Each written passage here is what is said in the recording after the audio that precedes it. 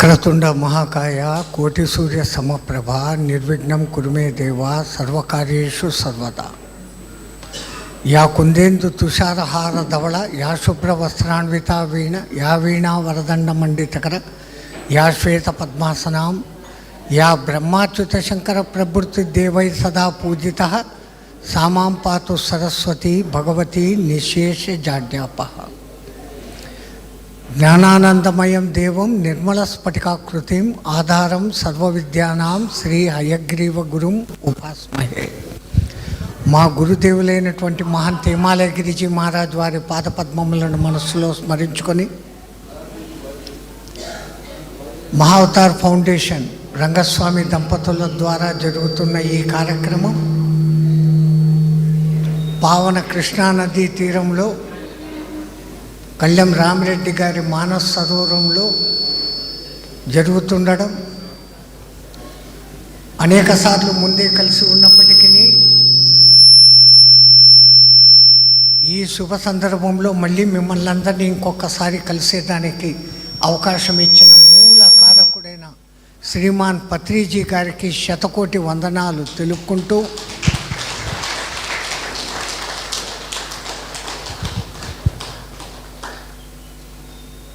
అన్ని చోట్ల ధ్యాన కార్యక్రమాలే జరుగుతుంటాయి. ధ్యానం చేయాలంటే ఆరోగ్యంగా ఉండాలి కదా. దగ్గో, పడిశమో, జలుబు, నడుము నొప్పో, మోకాళ్ళ నొప్పులు, కడుపు నొప్పులు, హెరిడిటీ జబ్బులు ఇవన్నీ ఉంటాయి. ఇవన్నీ ఉన్నప్పుడు ధ్యానం చేయాలని మనసు ఉంటుంది, శరీరం సహకరించదు. అప్పుడు ఏం చేయాలి? పత్రిజీ గారు లాంటి మహానుభావుడు అయితే కనుక నో డాక్టర్ నో మెడిసిన్ అనేస్తారు. ఆయన ఆ స్థాయికి చేరుకున్నారు ధ్యానంలో. తనకున్నటువంటి తనకు సంబంధించినవి కూడా ఏమాత్రము లెక్క చేయకుండా తానన్న మాట మీదనే నిలబడి ఉండిపోయారు. మనకందరికీ అది సాధ్యం కాదు కదా. ముందు శరీర ఆరోగ్యం బాగుంటే ధ్యానం కుదురుతుంది. ధ్యానం కుదిరిపెట్టిందంటే మనలో ఇమ్యూనిటీ పవర్ ఆటోమేటిక్గా పెరిగి రోగనిరోధక శక్తి అంటాం, అది అద్భుతంగా పెరిగిపోయింది అంటే ఉన్న రోగాలు పోతాయి, కొత్త రోగాలు వచ్చేదానికి అవకాశం లేదు. ఇది అట్లా తిరిగి ఇట్లా తిరిగి చెట్టు ముందా విత్తు ముందా అన్నట్లు అయిపోయింది. ధ్యానం చేస్తే రోగాలు పోతాయి, రోగాలు ఉంటే ధ్యానాలు చేయలేం. దీనికి రెమెడీ ఎట్లా అని ఆలోచించానేమో శ్రీమాన్ రంగస్వామి వారు ఈ మహత్తరమైనటువంటి మహాతావర్ బాబా ఫౌండేషన్ పెట్టి ఇంగ్లీష్ మందులు కాకుండా, ఇంగ్లీష్ మందులు సైడ్ ఎఫెక్ట్స్ ఇస్తాయి, దీర్ఘకాలికంగా తీసుకోవాలా, లక్షలు వేలతో ఖర్చులు. చిన్న జబ్బు వచ్చింది, పడసం వచ్చిందని ఏదైనా కార్పొరేట్ హాస్పిటల్కి పోతే వాడు ముందు 15-16 టెస్టులు రాస్తాడు. ఒక్కొక్క టెస్టుకు 2000, 3000, 5000 జబ్బులు ఖాళీ. ఇప్పుడు ఇంకో కొత్త జబ్బు వచ్చి కూర్చుంటుంది, వామ్మో నా డబ్బులు ఇంత పాయనే కొత్త జబ్బు వచ్చి కూర్చుంటుంది. దానికన్నా మన సనాతన పూర్వీకులు అనేక అనేక అనేక విధాలైనటువంటి మానవ ఆరోగ్యం కోసం ఏం చేస్తే బాగుంటుంది అని ఆసనాల ద్వారా ఆరోగ్యం కొందరు కలిగించినారు. పూల వాసనలు తీసుకొని ఆరోగ్యాన్ని పెంపొందించుకోవచ్చని ఒకరు థియరీ పెట్టినారు. రంగులను చూస్తూ కూడా ఆరోగ్యం పొందవచ్చు అని ఒకళ్ళు కనిపెట్టినారు. రంగులు ఎక్కడి నుంచి వస్తున్నాయి? సహస్ర కిరీటునైనటువంటి ఆ సూర్య భగవాను నుంచి వస్తున్నాయి. ఆరోగ్యం భాస్కరాదిచ్చేత్ అంటారు. అట్లాగానే కొన్ని రకాల శబ్దాలు ఒక రిథమాటిక్గా వింటూ ఉన్నప్పుడు మనలోని న్యూరాన్స్, మెదడులో ఉన్నటువంటి న్యూరాన్స్ యాక్టివేట్ అవుతాయి. దాని మీద కొంతమంది పరిశోధనలు చేసి సుమధురమైనటువంటి సంగీతం వింటే ఏమవుతుంది అన్నారు.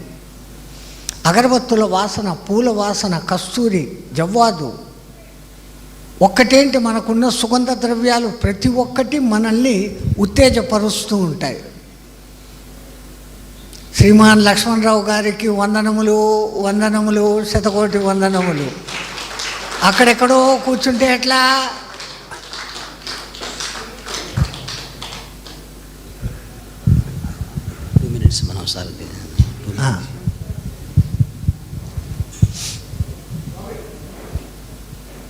ఆరోగ్యం భాస్కరాది చేత్ అంటారు. రామాయణంలో రాముడు రావణాసురుడు ఎదురుగా నిలబడి ఉన్నాడు. అనేక పర్యాయాలు యుద్ధం చేసి రాముడు అలసిపోయి ఇంకా వీడితో ఎంతరా యుద్ధం చేయాలా అని అల్లాడిపోతున్న సందర్భంలో అగస్త్య మహర్షి వచ్చి ఆయనకు ఆదిత్య హృదయము అనే ఒక రిథమాటికల్ శ్లోకాలు చెప్తారు. శ్లోకము అంటే ఊరికే ఉండదు, అది దాంట్లో ఒక ధ్వని స్వరము ఉంటుంది. ఆ రిథమాటిక్లో మనం దాన్ని ఉచ్చారణ చేసినప్పుడు మన శరీరంలో అనేకమైనటువంటి మార్పులు కలుగుతాయి. అక్కడ శ్రీరామచంద్రుల వారికి చెప్పంగానే ఆయన ఏకసంధ్యాగ్రాహి చెప్పినట్లు 3 సార్లు అన్నాడు. సూర్యుడు ఆయన ఎదురుగా ప్రత్యక్షమై సంతోషించి విజయీ భవ అని ఆశీర్వదించాడు. రావణాసురుడు జై శ్రీరామ్ అయిపోయినాడు. మన దగ్గర ఇప్పుడుంది ఆదిత్య హృదయం, మనము చదువుతున్నాం. మనకు సూర్యభగవానుడు వచ్చి ప్రత్యక్షం కావడం లేదే, మన రోగాలు పోవడం లేదే. ఎందుకంటే ఆ రిథం పట్టుకోవడం లేదు మనం. అట్లాగానే మహాన్ పత్రిజీ మహారాజ్ అత్యంత సులభము సరళమైన మార్గం చూపించారు. శ్వాస మీద ధ్యాస అన్నారు. నిజంగా మనం ధ్యాస పెడితే పత్రిజీ మహారాజ్ స్థాయికి మనమందరం కూడా పోతాం. కొంతమంది పోయిన మహానుభావులు ఇప్పుడు ఇక్కడ స్టేజ్ మీద కూర్చొని మాట్లాడుతాండాం. ఇంకా ఎన్నాళ్ళు మనం ఇట్లా స్టేజ్ కిందనే ఉంటాం? మనమంతా స్టేజ్ మీదకి ఎప్పేది ఎప్పుడు? మైక్ ఇస్తే మీలో కూడా మాట్లాడేవాళ్ళు అనేక మంది ఉంటారు.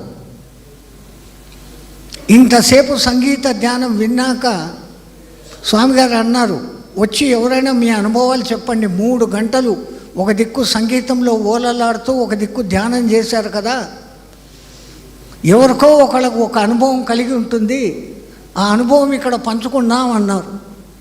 ఒకళ్ళు రాలేదు. మరి అంటే మీకు అనుభవాలు కలగలేదా? ఆనందం పొందలేదా? మరి వీళ్ళు ఎక్కడో బెంగళూరు నుంచి ఇక్కడికి వచ్చి ఇంతమందిని ఆహ్వానించి ఇంత మంచి ప్రదేశంలో ఈ ఏర్పాట్లు చేస్తే దేనికోసం వాళ్ళు చేస్తున్నారు? వాళ్ళ సాధనలు వాళ్ళు చేసుకొని వాళ్ళేమో ఆరోగ్యంగా ఉన్నారు. నేను ఒక్కనే బాగుండకూడదు, నాతో పాటు అందరూ బాగున్న వాళ్ళు ఉండాలా అనుకోవడమే ఉత్తమ మానవుని లక్షణం. ఆ లక్షణంతో ఉండబట్టి వాళ్ళు అనేక చోట్ల ఈ కార్యక్రమాలు ఏర్పాటు చేస్తూ ఈరోజు మనల్ని అందరినీ ఇక్కడ సమావేశంలోకి పెట్టారు. ఈ వచ్చిన అవకాశాన్ని అందిపుచ్చుకొని మనం దాన్ని ఆస్వాదించాలి. భోజనం తినేటప్పుడు ఎంత ప్రేమగా, ఎంత ప్రీతిగా, ఎంత ఇష్టంగా తింటున్నామో, ఒక సాధన విషయంలో ఒకళ్ళు చెప్తున్న మాటలను, వాళ్ళ అనుభవాలను మనం విన్నప్పుడు మనం ఎందుకు అది పొందలేము అన్న ఒక తపన మొదలవుతుంది. పోటీతత్వం అది ఉండి తీరాల. ఆ పోటీతత్వం వచ్చినప్పుడు మనలో మనకు అభివృద్ధి అనేది జరుగుతుంది. అందుకోసమని ఇట్లాంటి సామూహిక కార్యక్రమాలు ఏ ఊర్ల నుంచో ఎక్కడెక్కడ నుంచో వచ్చారు. అందరి ధ్యేయము, అందరి లక్ష్యము ఏంటి? ఈ ఉన్న స్థితి నుంచి ఉన్నత స్థితికి పోవాలా అని కోరుకోవడం ఒక్కటే.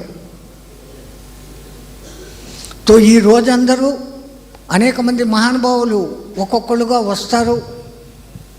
జక్కా గారు వస్తారు, పద్మ గారు వస్తారు, లక్ష్మణరావు గారు వచ్చి ఉన్నారు, విజయసారథి గారు వచ్చి ఉన్నారు, నాకు కనపడుతున్న వాళ్ళు మిగతా అనేక మంది ఉన్నారు.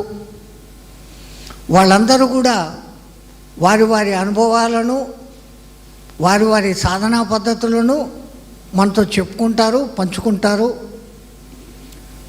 మైక్ ఇచ్చేశారు కదా అని నేనే గంటలు మాట్లాడుతూ కూర్చునే అవకాశం ఇక్కడ లేదు. ఎందుకంటే ఆహ్వానితులు దండిగా మంది ఉన్నారు. అసలు సబ్జెక్ట్ ఇక్కడ ధ్యానమే కాదు, ధ్యానంతో పాటే ఆరోగ్యం ముఖ్యము అన్నటువంటిది ప్రధాన ఎజెండా. ధ్యానం చేస్తున్న వాళ్ళకు ఆరోగ్యాలు వచ్చేస్తాయండి, మాకేమీ అక్కర్లేదు అనుకొని ఎవరన్నా అనుకునే వాళ్ళు చెయ్యొద్దండి. ఎంతటి ధ్యానం చేస్తున్నా ఎవరికి ఈ దమ్ము రాలేకపోతా ఉంది. కారణం ఇప్పుడున్న వాతావరణ పరిస్థితులు, మనం తింటున్న తిండ్లు, ఈ సల్ఫైట్ తిండ్లు, టయానికి నిద్రపోక, టయానికి భోంచేయక సగం రోగాలు కొని తెచ్చుకుంటున్నాం. వాటిని ఎట్లా మానుకోవాలా, ఏం చెయ్యాలా? అతి పురాతనమైనటువంటి మర్మకళ ఉంది మన దగ్గర. 108 ముఖ్యమైన శరీర అంగాల లోపలి పాయింట్స్ను వాళ్ళు గుర్తించి, ఒక చోట ఒత్తిడి కలిగిస్తే ఇంకో చోట రోగ నివారణ జరిగే విధానాలను కనిపెట్టారు వాళ్ళు. దాన్ని ఇంకా డెవలప్ చేసి ఆకు పంచరు, ఆకు ప్రెషరు, ఇంగ్లీష్ పేర్లు చెప్తే మటుకు మనం ఓహోని పరిగెత్తిపోతాం. మన దగ్గర ఉన్నాయి. 1 కాదు 2 కాదు, ప్రతి కొత్త వైద్యం ఏది పుట్టిందో దానికి మూల స్థానము మన వేదంలోనే ఉంది. ఒక్క విధానం కాదు, ఆ అనేక విధానాలలో కొన్ని విధానాలను శ్రీమన్ రంగస్వామి గారు ఇక్కడ మనకు పరిచయం చేయబోతున్నారు. బహుశా డెమాన్స్ట్రేషన్ కూడా ఉంటుందేమో స్వామి, డెమాన్స్ట్రేషన్ కూడా ఉంటుంది. వాటిని పరిచయం చేయడం. ఇంత చెప్పి ఇంట్రడక్షన్గా కొంచెం చెప్తాను, పూర్తిగా ఆయన చెప్తాడు. దాంట్లో ఆయన నిష్ణాతుడు. అబ్బే అంటారు ముందు. సముద్రపానము అనేది విన్నారా? ఇది ఎక్కడదయ్యా, కంపు మాటలు చెప్తాండవు అని వస్తారు వెంటనే. సైంటిస్టులు దాని మీద అనేక ప్రయోగాలు చేసి, దేవుడు ఆ కిడ్నీలు మనకు ఎందుకు పెట్టాడు, మనం తాగుతున్న నీళ్లు ఆహారం లోపలికి వెళ్ళిపోయి ఏ విధంగా ఉపయోగపడి ఎంత శక్తివంతంగా కిడ్నీల నుంచి మారి యూరినల్ బ్లాడర్లోకి చేరుకుంటుంది, అసలు ఆ యూరిన్లో ఏముంది అని ప్రయోగాలు చేశారు. 70-80 రకాల కెమికల్స్ దాంట్లో ఉన్నాయి. ప్రతి రోగానికి మందుకు అవసరమైనటువంటి కెమికల్స్ దాంట్లోనే ఉన్నాయి. మీకు ఆశ్చర్యకరమైన ఒక ఉపమానం చెప్తాను. చాలామందికి మీలో మన దేశానికి ప్రధానిగా పనిచేసిన మొరార్జీ దేశాయ్ గురించి తెలిసి ఉంటుంది. చాలా మొండోడు, కఠినుడు. మహారాష్ట్ర గవర్నమెంట్లో ఉన్నప్పుడు బంగారు విధి విధానం మీద ఒక చట్టం తీసుకొని వచ్చాడు. కొన్ని వందల మంది ఆత్మహత్యలు చేసుకున్నాడు, వెనకడుగు వేయలే. ఆఖరికి లోకానికి అది ఉపయోగపడేటట్లు తయారైంది. అంతటి స్టబన్, తన సిద్ధాంతాల మీద బలంగా ఉండేవాడు. దేశానికి ప్రధాని అయ్యాడు. ప్రధానిగా ఒక పర్యటనకు పోతూ ఉన్నప్పుడు ఆయన పోతున్న 747 స్పెషల్ ఫ్లైట్ అది. 2 పైలట్లు, ఇంజనీర్లు, లోపల స్టీవార్డ్లు, ఆయన పర్సనల్ సెక్రటరీలు, ఇంతమంది ఉంటారు దాంట్లో. అంతకు మించి ఉండరు.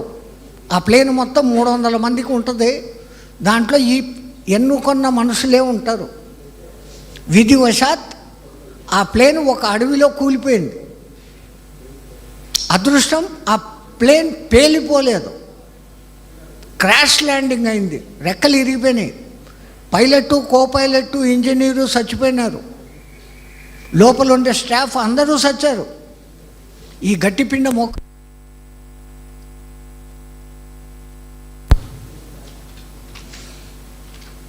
శరీరం అంతా గాయాలు, రక్తం ఓడుతోంది. అంతెత్తు ప్లేన్ నుంచి కిందికి దూకి 2 కిలోమీటర్లు నడిచొచ్చి ఇక్కడెక్కడైనా ఫోన్ ఉందా అని అడిగాడు ఒక గ్రామంలో. ఆ ఫోన్ అందిస్తే వాళ్ళు పై వాళ్లకు ఫోన్ చేసి, నేను ఇక్కడ ప్రధాని, నేను ఒక్కడనే బతికే ఉండను, తొందరగా రండి, ఇంకా లోపల ప్లేన్లో ఎవరైనా బతుకుంటే చూడాలా అన్నాడు. వాళ్ళందరూ వచ్చారు, తీసుకుపోయారు, మళ్ళీ బాగు చేశారు. అసలు నువ్వు ఈ క్రాష్లో నుంచి ఎట్లా బయటపడ్డావయ్యా, ఇంత దెబ్బలు తగిలి అంత దూరం ఎట్లా రాగలిగినావు అని అడిగితే, నేను ఒక సొంత వైద్యం చేసుకుంటా ఉండా, అది నన్ను కాపాడింది అన్నాడు ఆయన. ఏందయ్యా సొంత వైద్యము అంటే, ప్రతిరోజు సముద్ర పానం. మనమంతా పరమ పవిత్రంగా భావిస్తాం గోమూత్రపానం. భారతీయులు అందరూ గోమూత్రపానం చేస్తారు. గోమూత్ర ఆర్క్ నుంచి తయారు చేసిన ఒక ఆర్క్ అనే మందు కొన్ని వందల రోగాలను తగ్గిస్తుంది. పుణ్యము పురుషార్థము రెండూ కలిగిస్తుంది. గడ్డి తినే ఒక గోవు దగ్గర ఇంత శక్తి ఉంది.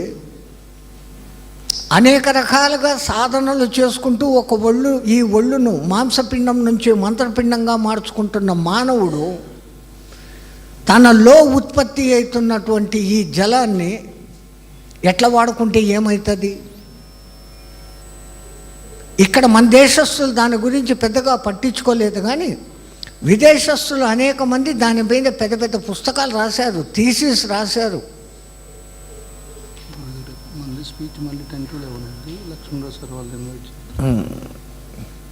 ఇట్లా ఒక సముద్రపానం గురించి చెప్పుకుంటే ఎన్నో ఉన్నాయి.